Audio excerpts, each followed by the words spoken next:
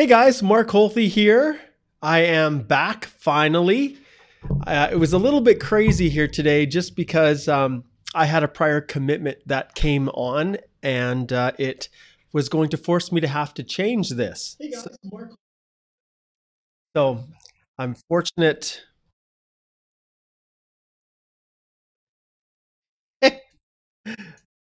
Just give me a second. This is hilarious.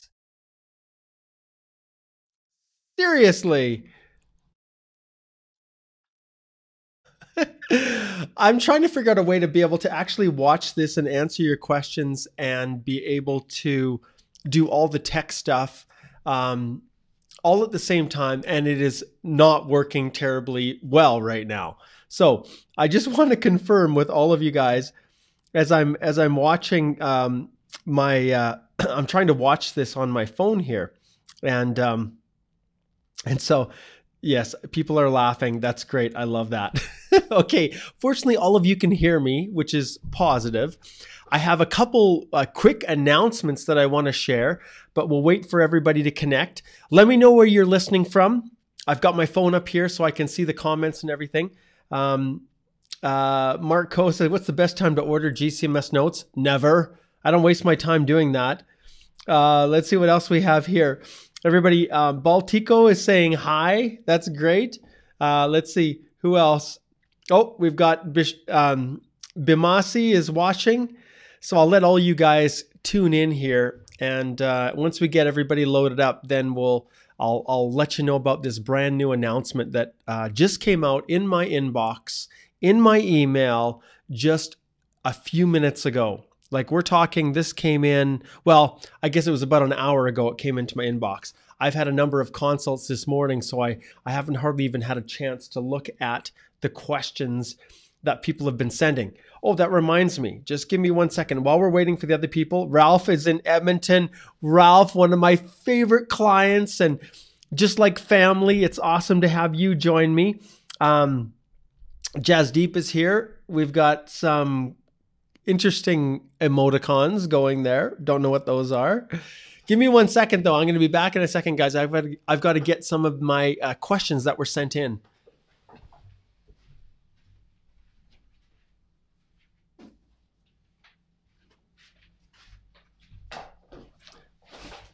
All right.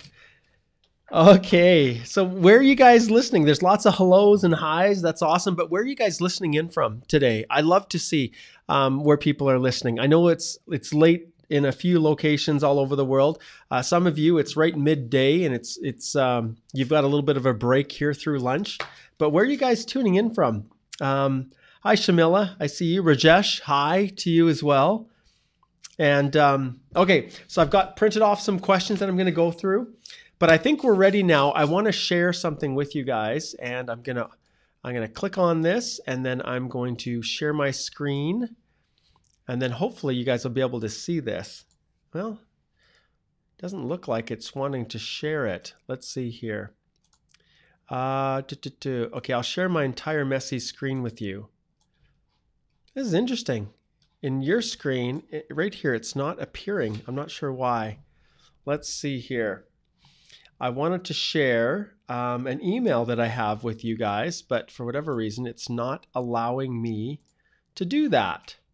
I've got everything else going here. You can see the images on my screen, but just not this email. Give me 1 second and see if I can figure this one out. Okay, that's there.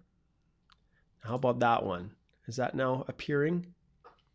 Well, you can see kind of a portion of it. All right. I don't know why that image there is not showing, but that's okay. You can see this screen. My messy inbox here. Let's try if I can see if I can do it that way. Is that working? Huh, interesting. It's not. Okay, whatever. I don't care. We'll get this sorted out. Basically, what I wanted to show you here today is, boy, you know what? I'm just going to read it because you guys don't need to see my whole inbox here. I'm going to go back here. Okay, so basically what I received from, and it's nothing too extravagant. Ultimately, you can see the tech problems that I have. You guys are funny. I'm glad that you guys like this. This is just raw. This is no fancy thing whatsoever.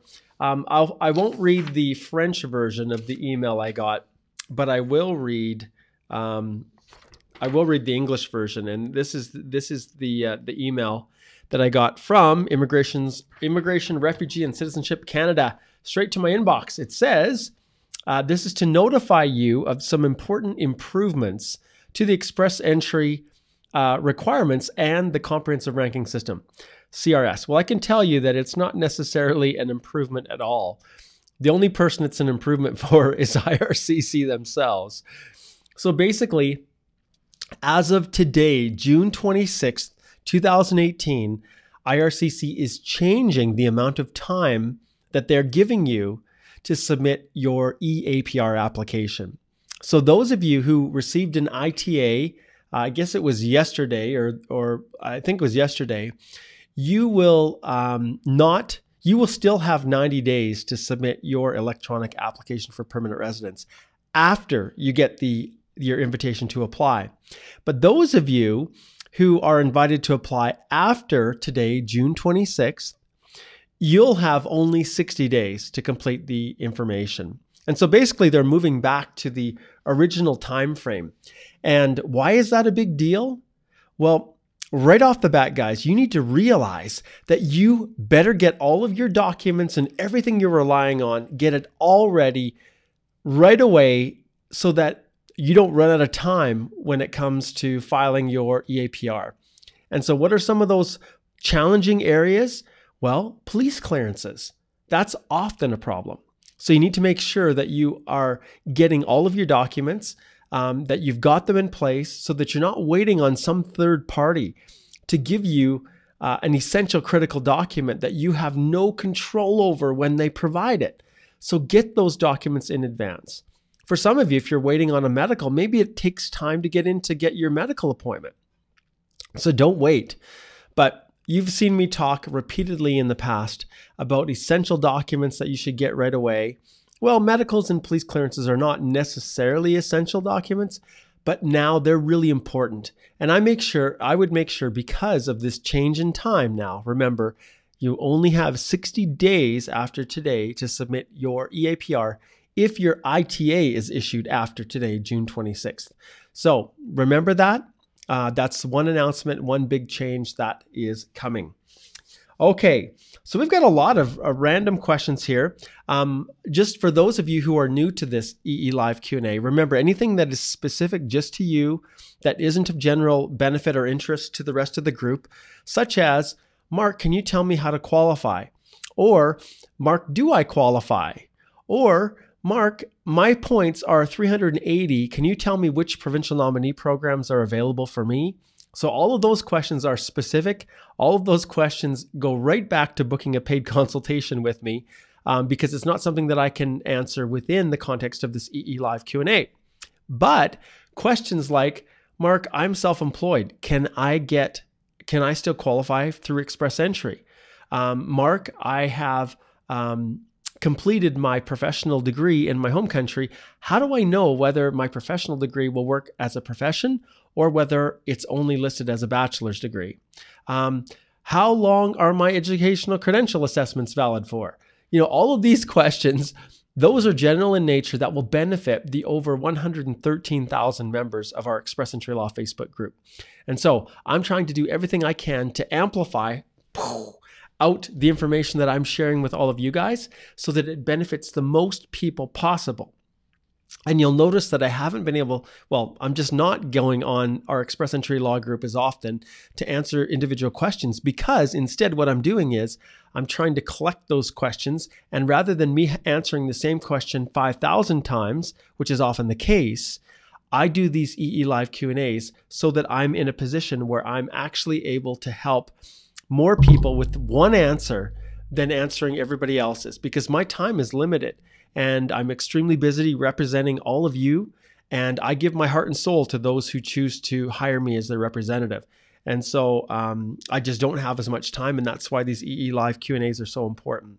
I'm also going to start doing more tip of the days, and those will be other ways that I'll be able to answer individual questions, but make it available to way more people. So not only the 113,000 in our group, but the growing group that's on my Canadian Immigration Institute YouTube channel that's following me there. So, all right, so there's some questions. I see people are already punching in questions, and that's great. But what I will start first is those who have sent me questions via email. And so we'll test these out and see how they go. So the first question is Gurman Geet. Gurman Geet says, "Hi Mark, I've already mailed you and I understand that my query is too detailed. As I said, I am unable to book a consultation right now due to the mentioned reasons." Okay. However, I'd be grateful if you could answer one query. So you can see some people, for whatever reason, are not able to book consults, but that doesn't mean I'm going to cut you off or exclude you, or somehow I only care about people who book consults with me. It's just not the case. If I can answer and help you in a way that will also help all of the other thousands of people out there, then I'll do it, because that's what's important to me. And, you know, I've heard comments from other Facebook groups basically saying, well, Mark's only interested in driving people to his practice. Well, yeah, I am super interested in doing that, because that's what I am. I'm a Canadian immigration lawyer. I don't feed my family based on giving free advice. So I absolutely want everyone in the group to hire me and be their representative. But some people don't feel like they need to do that, or feel like they don't have enough money to do that, because I charge my legal fees based on Canadian prices. Now, with that being said, at the end of this EE Live Q&A, I'm going to share something with you, a little change that I'm making within my practice to make my fees much more affordable for all of you guys, to have me fully represent you. But I'm going to let you wait. You're going to have to hang till the end of this session, and then I'll tell you all about it. But so Gurmanjeet asks this question. He says, would a reference letter stating the monthly salary instead of the annual salary be acceptable? That's as simple as it. And that's a question that I can answer, right? And so Gurmanjeet asked a whole bunch of other questions that were really quite specific, but this one I can answer. So he says, once again, I thank you and wish you immense health and happiness. You are a wonderful human being. Thank you so much. That's very kind. Okay, monthly salary versus annual salary. So right off the bat, guys, what's the purpose of this? Like, why is that even an issue, I guess is the question. I'm just going to make a note here of the time when I start this one. So why is that even an issue? Okay, I'm going to go back. I'm going to share my screen with you. Actually, I'm going to go back and I'm going to share just the current application. And I'm going to open up my browser window here. I'm going to go to the source of all goodness, which is the EE Completeness Check website. I'm going to click on here. And I'm going to open it up. I'm going to make sure that my ugly mug is not blocking this. I'm going to enlarge it so you guys can see it. And then we're going to go right here to work experience. So I'm going to find work. Oh, better spell that right. Work experience. Okay, so right here you can see are the requirements. So Gurmanjeet is asking, can monthly salary, what if my letter says, Mark Holthe worked for our company for, as a lawyer for 40 hours a week, and he was paid $3,000 a month. Will that be okay? So here is the question. You can see right here, this is what your letters are supposed to include. Job title, duties and responsibilities, job status, dates worked for the company, number of work hours per week, and right here, annual salary and benefits. So what if you don't put annual salary? Well, I tell every single one of my clients, if you have the ability to ensure that your reference letters meet every single one of these things in detail, that is the direction I want you to go 100% of the time. I do not want you to hesitate in any way to go back to your employer and ask them to change, in your case, Gurmanjeet, to change your monthly salary to annual salary. But if for whatever reason they don't, then that's just a very, very slight risk that an officer could come back and say, no, I don't like that. It's not following the express instructions that we've provided. It's always up to an officer to to decide however they want if someone is not providing exactly what they want.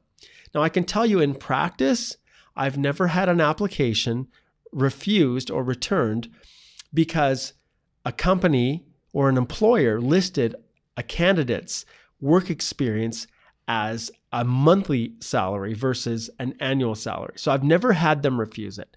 So the advice I can give you is that you're probably okay with that. Probably, because I can never say 100% degree certainty, but you're probably okay with it. And if that's the best you can do, that's great. If you have pay slips or salary slips that confirm your wages throughout that whole year, then it wouldn't hurt to include those as well. Even though they're optional, technically, the instructions say to include pay slips if they're available. So that's what I would recommend for you, Gurman Geet. If you can get it changed, then do it. If you can't, then you're probably going to be okay. All right. Great question. Okay. Next question that I have here is from, let's see, make sure we got the name right, Arshana. And this one's a little bit more involved, but it is a question that's worth covering. So email Archie Girl. That's awesome. I love that email address. Dear Mark, once again, look forward for your great help. I adore all your videos, and now they're getting more interactive. Good going, sir. Yeah, they are interactive, that's for sure. I'd hereby seek your help in understanding this educational criteria mentioned while calculating my CRS. So once again, I'm going to make a quick note here of the time of this question so that I can do the date stamps, because I'm doing this myself, guys. All right, so the question is master's degree or professional degree needed to practice in a licensed profession. So for a professional degree, the degree program must be in medicine, veterinary medicine, dentistry, optometry, law, chiropractic medicine, or pharmacy. So that's exactly what the government website says, the comprehensive ranking system. That is the category, master's degree or professional degree. So the question is, the WES report mentions, I better make sure I get the name right here, Arshana, yes, mentions Arshana's law degree, Canadian equivalent, first professional degree in law, Juris Doctor. Does this qualify me to opt for the above mentioned educational credential criteria for the purpose of calculating CRS? I can say unequivocally, yes, it does. So when it specifically indicates that it's professional degree in law, that fully complies with it. Law is on the list right there as you've set out in your email for professional degrees. So you are free 100% to choose that. So great question, great inquiry. Okay, the next one, which also relates tangentially to this, is if I show my education as master's degree or professional degree, do I need to also show experience as a lawyer, as I'm claiming points for a law professional degree? Because my primary knock is different from law occupation. No, you do not need to do that. Their only factors that they look at when they're assessing education is what the Educational Credential Assessment Agency says it is. And in this case, WES said it was a profession, and that's all you need to worry about. So if you have work experience in another occupation, you're just fine. No worries. Great question. Excellent. Okay. Those are the two questions that were sent in that I chose for today. And part of the reason that I chose just two was because I wanted to leave space open to answer questions that people had related to basically related to express entry that are watching live right now. So those of you who've tuned in, I am now open season for questions. So let's see as they come up.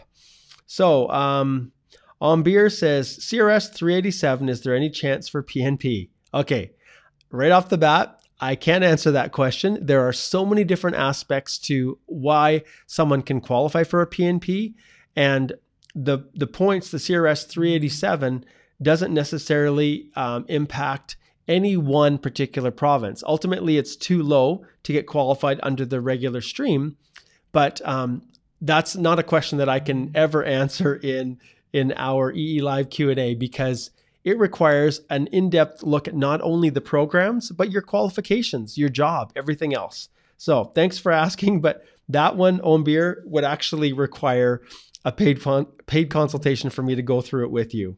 Okay, next question. This one is from Irina, and Irina says, if I have a CLB 7 in English and will have a CLB 4 or 5 in French, will it significantly increase my score?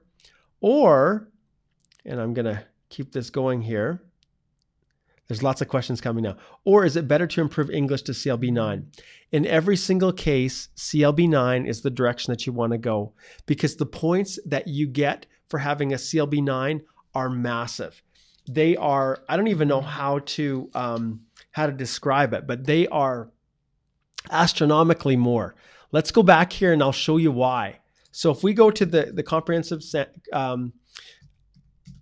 comprehensive ranking system criteria, and we look at what is involved or what is required to actually get points, let's go through this really quick, and I'm going to show you guys something here. I'm going to shrink this down a little bit so it's not too big. So right off the bat, you can see with your language, you can score up to 150 or 160 points with language alone. So right off the bat, your first language is super, super important. And so when you go through this, why is it important? Well, let's take a look at the categories here. So just for the straight language, if we go here, you can see right here, if you have a CLB 7 versus a CLB 9, and this is if you have a spouse, it's different obviously if you're single, but if you're going from your current CLB 7, which is 16 points for each ability, okay? So if I was to get my calculator out here, do I have my calculator? I'm not a very big calculator guy. Okay, here we go. I got my tiny calculator. So if I do my calculator and I go 16 times 4 for each ability, that's 64 points maximum at a CLB 7. If you jump up to CLB 9, then that's 29 points for each ability, which is 116. So you can see how many more points. If I write that down, 116 points if you have a CLB 9, and if you have a CLB 7 at 16 times 4, that's only 64 points. So you can see 116, I better make sure I'm typing this in right. 116 is 52 more points just with language alone. So the next question is, okay, Mark, you said, does it make a difference? What if I leave it at 7 and then I have higher French? Well, if you go down here, you do get points for a second official language. So you can see here, a CLB 4 is what you're looking at.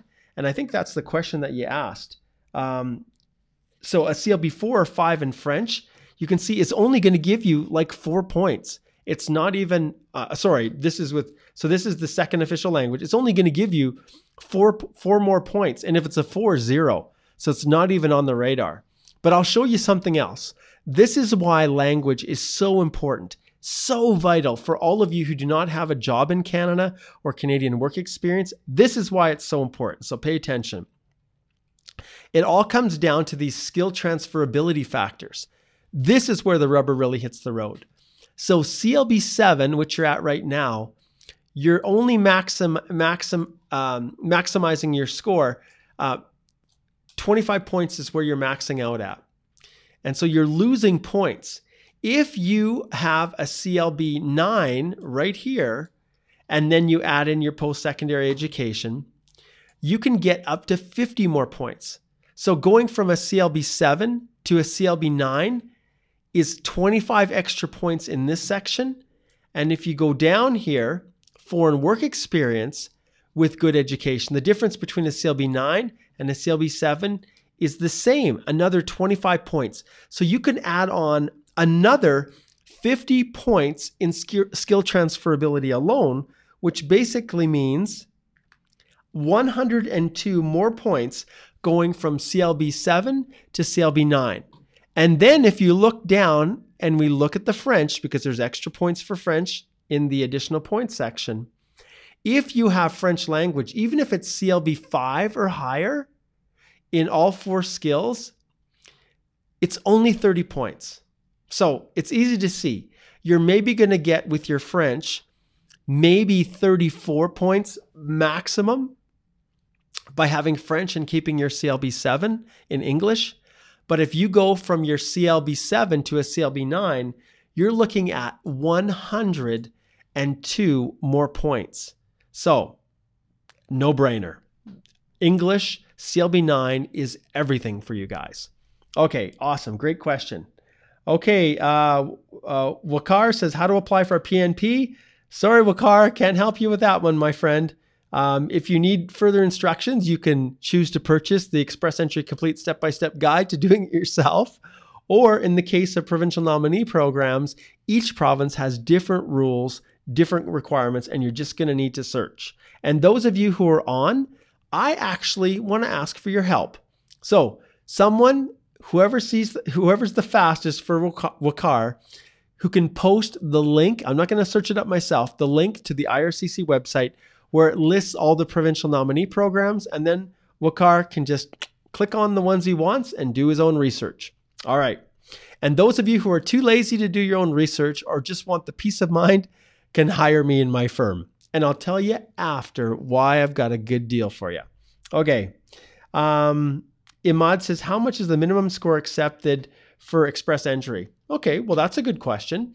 We can look at that one. Here's how you know. Go EE, rounds of invitations right there, and it will tell you exactly what the scores have been historically over the last number of years. So you can see right here, the last draw, which was just yesterday, June 25th, there were 3,750 invitations issued. There were, with a comprehensive ranking system score of 442. So you can see, and those people, there was a cutoff date. So if you submitted your application before January 28th, then, and you can see at 210611, and guess why they get that much detailed? Because someone actually submitted it at 210611. And they were probably the 3,750th person to receive the invitation. So if you submitted yours at 2107, then too bad you weren't drawn under this draw at 442. So there's probably some people out there with 442 that weren't drawn. That's how the tie-breaking rule works. Okay, so if we go down here, you can see by clicking on here, previous rounds, and this will tell you all the previous rounds and what they were. So May 30th, remember, was a program-specific draw. Federal Skilled Trade, provincial nominee. So that was a little bit different. And you can see the scores are different. So obviously with the trade level, it's a lot lower. But May 23rd, it was 440. May 9th here, it was 441. And in fact, throughout this time period, it actually hasn't gotten below 440 really this entire year. So that gives some people an indication of where the scores are. 442, 444, 446, 446 December, 452 December 6th, 439. November 15th was the last time it dropped below 440. All right. All right. And I'm just reading this off. I didn't share my screen, but that was pretty brilliant of me. I really need tech support, guys. I really need tech support. Someone's saying, hey, Mark, you didn't shift the screen over. And I'm not watching the comments live because I'm trying to follow in order the questions that were asked. So here it is. Type in Express Entry rounds of invitations, and it will take you to this site where you can see all the information that I just finished talking to you about. Awesome. Okay, now I'm going to shift back here. This is so awesome. Okay, next question. Let's see. Okay, Amina says, what documents to submit regarding work experience if the company is closed? Can you please guide? You know what, Amina, that's actually one. I just finished a consultation today, this very day. And if they're watching, they can chime in right now and let people know. But I just finished a consult today. Actually, I had 2 consults with them working on documentation to support work experience when the business was actually shut down.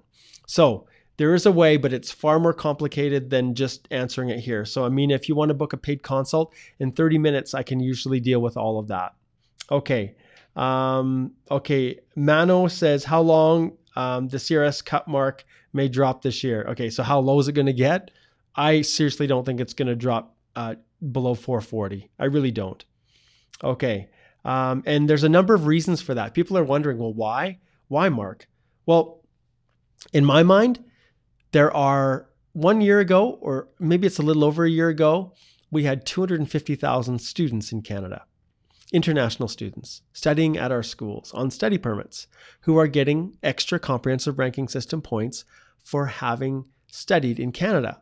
Now, it takes some time for this to kind of play out, but the moment they granted more points for Canadian studies, for having a sibling in Canada, and for having French language ability, those comprehensive ranking system points now they're just higher. So a year and a half ago, 250,000. Now we're over 500,000. And you guys know, if your scores are too low, if you're in the 370s or 380s, heck, if you're in the 410s, 420s even, people are now starting to think, I need to get a connection with Canada. I need to find a way to get there, to work, to study, do whatever. And most people realize that getting a job offer from a Canadian company right now is really tough. So the only way that you're able to do that is by getting lucky. Obviously, you happen to hit someone who knows someone in Canada and they offer you the job.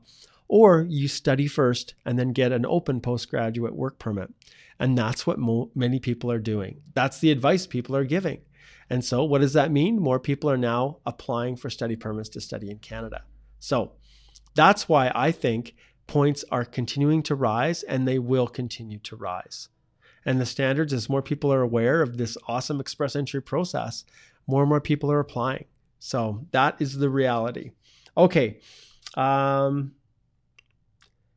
Ayushi says, hello, Mark. How much time CIC usually takes to process an application after requesting a right of permanent resident fee?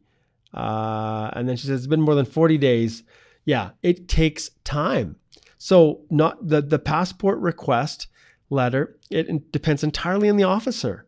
No two officers are made equally, and some move faster than others. Some have greater workloads than others. And so there is no set timeline. So Ayushi, you're within that time frame. But understand you're anxious to get it, but you're still well within the normal processing times. Okay. Okay. So Ali says he's asking me to ask him to tell him what visa they should apply for him and his family. I can't help you. Not through here, my friend. You'll need to book a paid consultation to get help with that. And then in those consultations, anyone who's had them with me knows I give you strategic advice on all of the options, including if I feel you don't have an option. And sometimes that's as valuable as anything, because why waste time and money with overseas agents or consultants who are just looking to steal your money, knowing that you don't have a chance? For me, I will tell you straight up, I'm honest, and I never ever want people to feel like they're throwing money away. So whether you get direction on how to proceed forward from me, or whether you get direction that you don't have a chance right now, I'll always give you some examples on what you can do to pursue this, or what you can do to try to improve your score. That's what comes from the consult. But I'll also tell you if you really don't have a good chance. So that's why the consults are worthwhile. Okay, Hamna says, how to get a job offer from Canada. People tell me it's very difficult, but how come so many people are still getting them? Well, the reality is, companies sometimes, if they can't find particular skill sets in Canada, are able to hire people from abroad to fill those positions. Also, in some jobs, Canadians don't want to do the jobs. And so that's why they also are in a position where they're able to get a job. But there's no magic formula. And it's not like a lot of people are, but it all comes down to having the right skill set for whatever an employer needs, and the fact there's no Canadian here in Canada that's able or willing to do the job. All right. Okay, Raju says, hello, Mark. Is it mandatory to translate non-English visa stamps in the passport? I have a few Arabic stamps. If yes, what is the best procedure to do so? I'm getting mixed answers regarding this and would love to get your experience on the matter. Thank you. I'll be honest, I never get those translated. I don't. And an officer always has the ability to come back and ask you to provide translations of anything or to provide additional documents that they want to. But as it stands right now, that's not a specific requirement of express entry. Ultimately, when you provide your passports and your travel history, if for whatever reason an officer does come back and wants a confirmation or a translation of the stamps, they'll ask for it. But I've never had a client ever requested to have that done. And the only time they often do is if they're uncertain as to what that stamp relates to, or if they're concerned about travel histories. And in the old days, I say old days, i.e. a few months back, when police clearances were required for every country that you had visited cumulatively for over the past 10 years, that rule has changed now where it's 6 months in a row. And if an officer had questions per se about a particular country that you visited and wasn't sure about the stamp and the nature of it in your passport, they can always come back and ask, but I don't put that up front. I don't go and get those translated. Others may have other ideas or thoughts, but that's just my practice.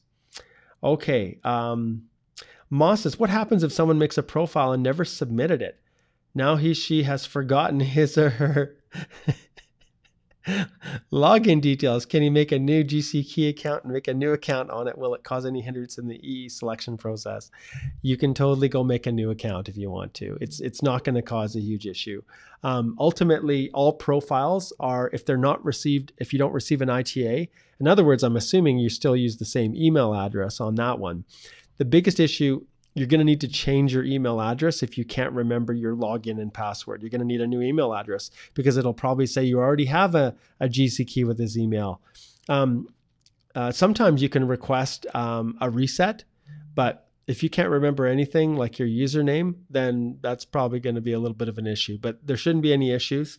If you have any doubt when you ultimately get your express entry, even at the profile stage, I don't think you would have received an ITA. You would have probably known. It would have gone to that email address that you have control over. But I can't see any reason why you couldn't. But in your second application, if in some off chance you received an ITA and it expired, and then you couldn't access your old profile, I'm assuming that's not the case for you. You would, in your second application where you received the ITA, you would probably want to put a letter of explanation saying, this is my second profile. I lost access to my other profile, and so I'm not even sure what happened to it. It probably expired, but I'm just submitting a new one, just so that they know you're not trying to misrepresent something, which it really is probably a strong unlikelihood of that happening. Okay, let's see here. Okay, so Udit says, I have a WES ECA equivalency for 2 years diploma from a non-recognized. I know I will not get any points for it, but do I still need to calculate it in my EE profile? No. Do not waste time with any education that you're not getting points for. You don't need to list it at all. Not in the education history section. You don't. But when you get your ITA in your personal history, it's at that stage that you're actually going to be listing your history in terms of where you studied. But you don't need to worry about uploading anything to the portal because you just don't put anything in the study history and then it won't ask for anything. Okay. Now, if you don't have a particular education, it's going to be tough to qualify, but that's a separate discussion. Okay. Sal says, hello, Mark, is 1,600 hours in 1 year and a half in Canada considered 1 year experience? What's the minimum, right? That's the question, Sal. So if we go back here and we go to, we'll go federal skilled worker eligibility, and we look to see what the minimum requirements are. Seriously, federal skilled worker program eligibility. Go. Who can apply as a federal skilled worker? Oh, see, this is a perfect example of our dear government constantly changing things. So now we've got a broken link here. That's hilarious. And I've accessed this how many times? Probably a ton, right? And let's see if we can find another link through the back door. That's so strange that it's not working. Let's try this here. There we go. Okay. I don't know why that link was broken. Anyway, so federal skilled worker program, let's take a look at what the requirements are. So you can see right here, in order for it to work, it has to be at least in 1 year 1,560 hours total. So obviously, Sal, if you have 1,600 hours in 1 year and a half, well, you would meet that requirement. But here's your issue, okay? For you, it all comes down to whether you had reached, well, you know what? You probably weren't working 30 hours per week then, if it took you a year and a half to get it. So in your case, if 1,560 needs to be accomplished in 1 year, which is basically 30 hours a week full time, then what you're looking at here is part-time. But in your case, it's going to be something less than 30 hours a week. You're going to have to go for the full 24 months. So that 24 months will then help to accumulate this. But you can't work like 3/4 time and then qualify in 1.5 years. You actually need to work the full 24 months. And so when we talk about at least 1 year, at the minimum 30 hours per week, or at least 15 hours per week for 24 months, there's no in between. You would need to actually, if you were trying to claim work experience part-time, you would need to work all the way through the full 24 months to get the minimum requirements, because it comes down to how many hours you work per week. Okay. And obviously within the 1,600 hours that you're trying to claim 1 year for, you're going to be probably under that 30 hours per week. All right. So hopefully that answers that question. Veronica says, hi, Mark. Hi, Veronica. Sana says, how is job reference check done and at what stage? Okay. I've never had a client had their employment checked, and understand the stage at which they check it is before they send out the passport request. So this is all part of the eligibility assessment. And actually it's prior to the background checks as well, the security checks. So when an officer opens up a file, if they're looking through the documents and they just think your reference letter looks fake, then there's a good chance they're going to be calling. You know, if the reference letter doesn't seem to be authentic, then they will have a reason to inquire. And what can they do? Well, they can go do a Google search and see if the company exists. They can obviously contact the supervisor or the person that you have listed as the main contact on your reference letter. They can send an email to that person, or they can call the number. And so all those things are possible. And so basically the stages before the security checks are done. Once they're satisfied that all of the A11.2 eligibility and the minimum entry criteria is established, it's at that stage, then they do the security checks. But the reference letter part, that's before security. Okay. Rajesh asks an interesting question here. He says, I'd like to know if after getting the PR, if I did not live in Canada for the next 2 years out of 5, I might lose PR status. But are there any legal ways to avoid that apart from my spouse has to be a Canadian citizen or working for a Canadian company as a contract in the US? No, you've outlined it. You've set it out. If you haven't met the residency obligation, then you can't maintain PR status. And the assessment is done at the time in which you have to extend your new PR card or before. And so if you don't have the 2 years, then I recommend you not becoming a permanent resident until you're actually ready to come. Okay, let's see what else we have here.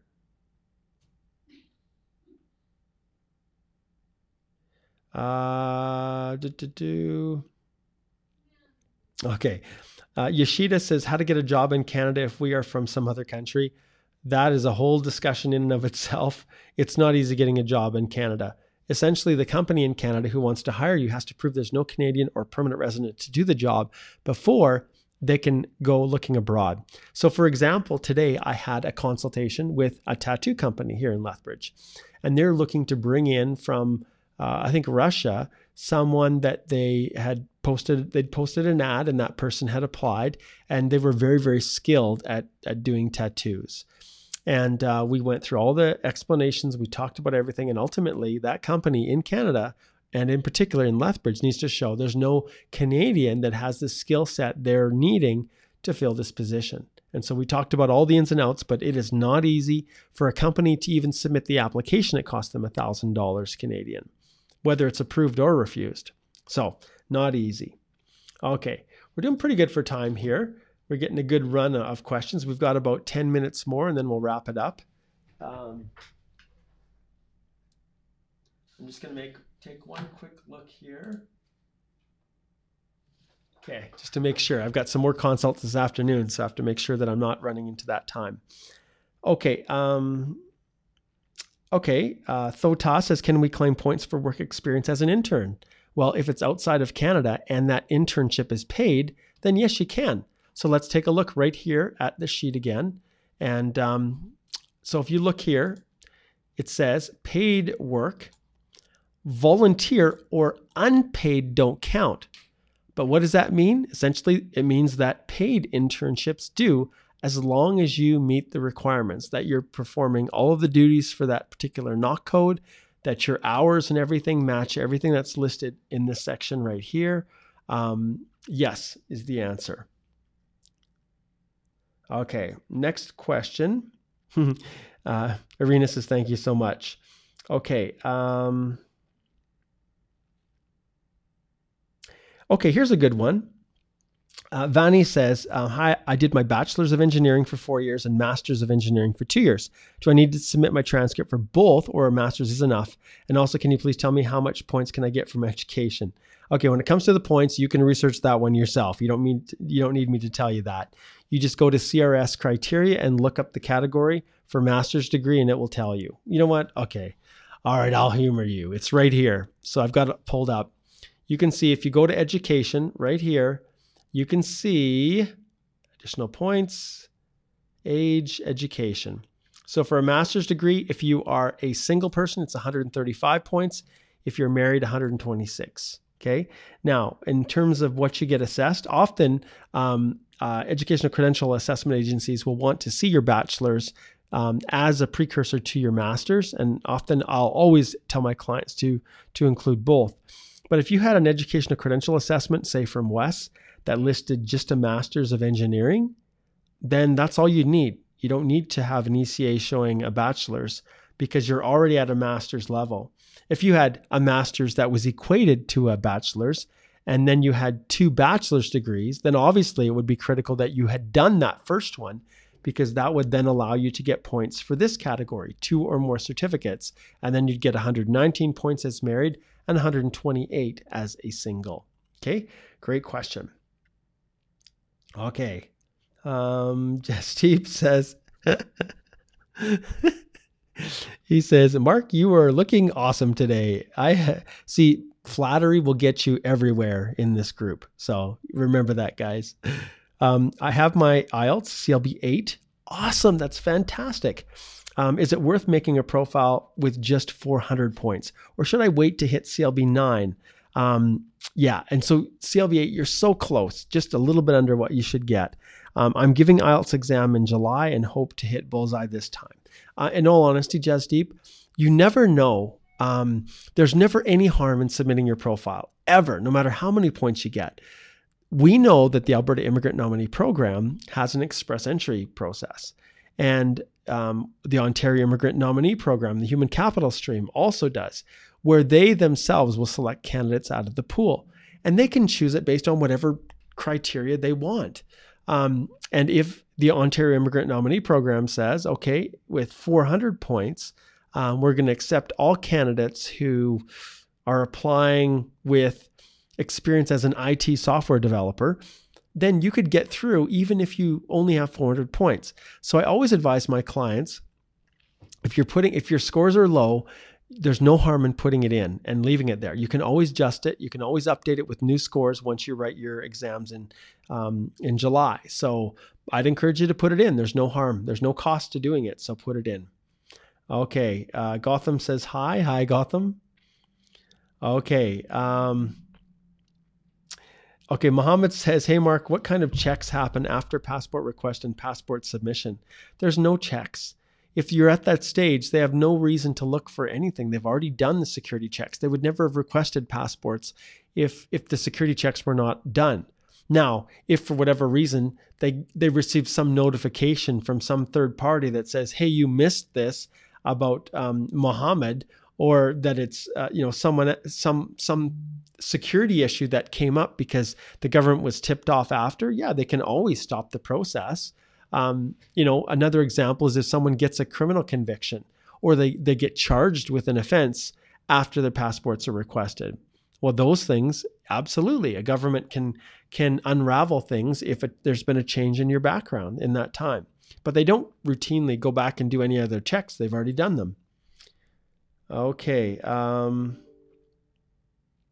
Nabil's asking about profile was submitted, 432 points. Do you expect it to come down? I think I already answered that. I really don't think it will. I think it will be hard pressed for it to get down to 440 again.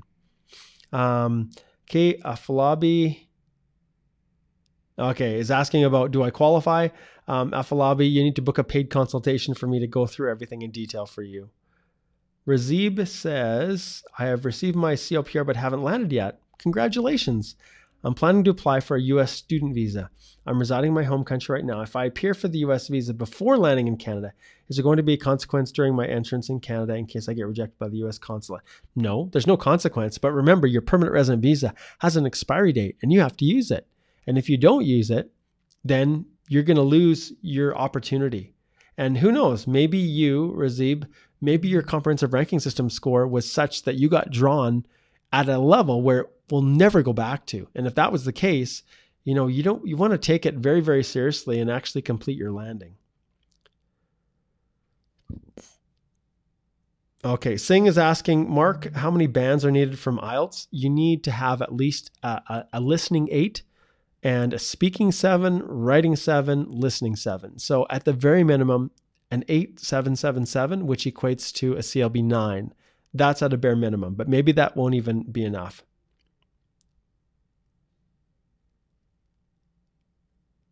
Okay, so Malik is confirming what I just had announced, that the 90-day period to file is 60 days.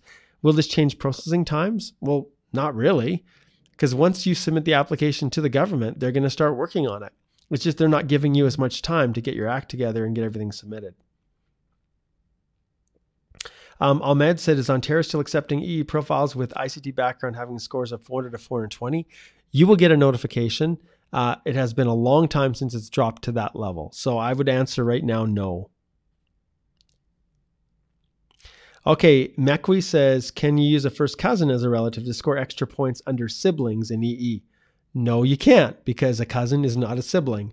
A sibling is someone who has the same blood parent with you or by adoption.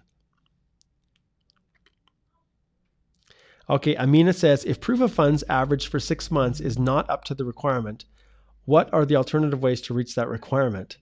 Well, gift deeds, people giving you money, are always the way. You don't necessarily have to have all that money in your account for 6 months, though that is the ideal situation. You do have the ability, though, to get a gift deed from a family member. I always say family. I don't ever like gift deeds from friends, because those are more like loans than they are money. Friends don't just give thousands of dollars to their friends. Family do, though.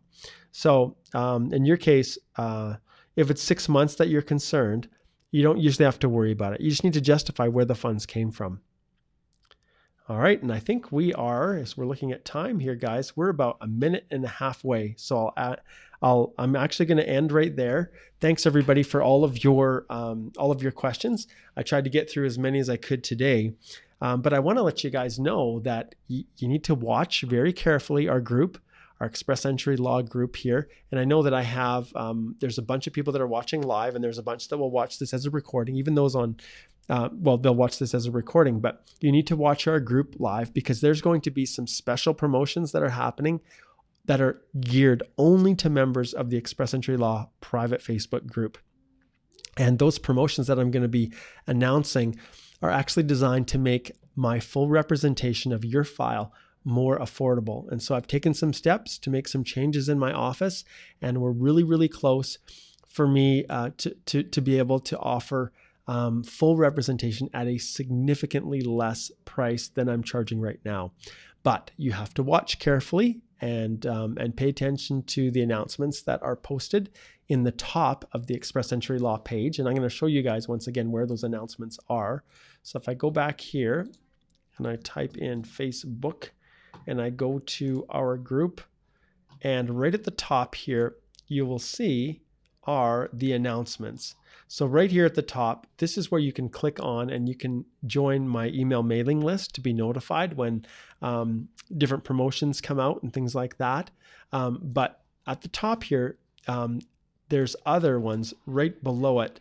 I don't have any right now, but you'll see within this announcement section right here, you can click see all right there, and then it will display the other ones, which right now is the fee structure. So that's listed up there, but this is going to be changing soon. So for those of you who are looking at hiring a representative and saying, boy, Mark, you charge quite a bit, probably more than I can afford, you'll be pleasantly surprised to see what I'm going to be doing going forward just for you guys. Everybody else is still regular rates, but members of my private Express Entry Law Facebook group, there's going to be perks for you. So thanks so much for tuning in, guys. It was a lot of fun today. It was fun just to answer questions and just have you guys fire them off and to teach you and help you. So remember, once again, the 90-day period to file. If you get an ITA going forward, not those who received them yesterday, but going forward after June 26th, you're only going to have 60 days to respond. So make sure you get your documents all in order well in advance. All right, guys, thanks so much for tuning in. And I'm sorry, all these other comments that we weren't able to get to. Just come back on next time and see if we can hit it right. All right, take care, guys. Mark Holthe, Canadian immigration lawyer, signing off.